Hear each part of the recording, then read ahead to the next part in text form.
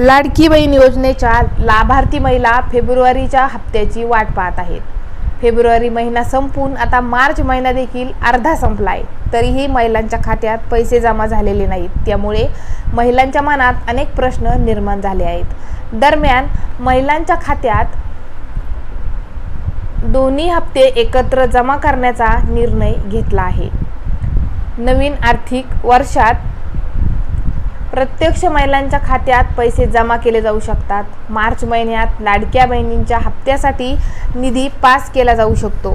त्यानंतर महिलांच्या खात्यात पैसे जमा केले जातील। लाडकी बहीण योजनेत 15 एप्रिलपर्यंत महिलांच्या खात्यात पैसे जमा होऊ शकतात। या महिन्यात निधी मंजूर झाल्यानंतर हप्ता पुढच्या महिन्यात दिला जाईल।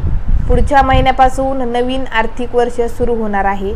त्या अगोदर मागच्या वर्षीचे पैसे महिलांच्या खात्यात जमा केले जाऊ शकतात। लाडकी बहीण योजनेत महिलांना KYC करण्यास सांगितले आहे। दरम्यान KYC मध्ये अनेक महिलांनी चुका केल्या आहेत। या चुका सुधारल्यानंतरच आता महिलांच्या खात्यात पैसे जमा केले जातील।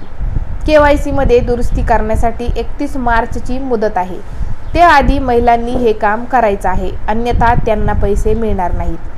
KYC केल्यानंतर महिलांना रखडलेले सर्व हप्ते एकत्र दिले जाणार आहेत। डिसेंबरपासून महिलांच्या खात्यात पैसे जमा झालेले नाहीत, त्यामुळे डिसेंबर ते मार्च असे 4 हप्ते महिलांना दिले जाणार आहेत। म्हणजेच अशा लाडक्या बहिणींच्या खात्यात एकूण 6000 रुपये जमा केले जाणार आहेत।